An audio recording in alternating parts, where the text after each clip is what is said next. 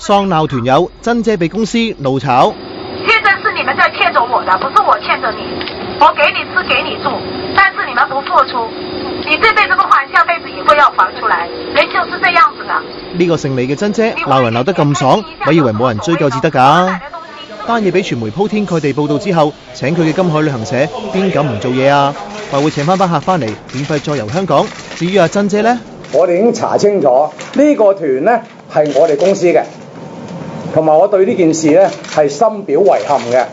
關於今次嘅事件呢，對於呢個女導遊嘅表現呢，感到十分之失望。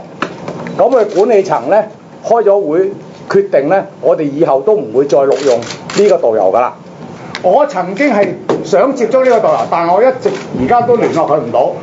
佢話阿珍姐唔係佢哋全職僱員，而係自僱㗎。但公司一直都有俾足指引，講明逼客買嘢一定會炒魷。咦，佢咁講，咁公司真係冇責任咯？咁我哋覺得咧，旅遊業議會嘅規條委員會咧，其實應該係要認真考慮去撤銷有關個導遊嘅資格。旅行社亦都唔係可以推卸佢嘅責任。喺呢方面咧，我哋亦都係責成咗旅遊業議會去繼續進行對個旅行社嘅責任嗰個調查嘅工作。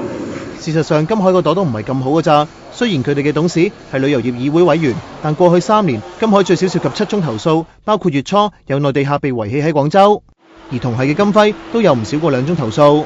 工會就承認導遊收入1/3至一半係靠佣金㗎，但好似阿珍咁款。旅遊觀光把錢花光嘛，是不是？大家窮一點無所謂，走出來就不要這樣子的嘛，對不對啊？你不要害我，你不幫我也可以。我哋做幾廿年個導遊，咁邊會同啲客講呢啲説話嘅呢？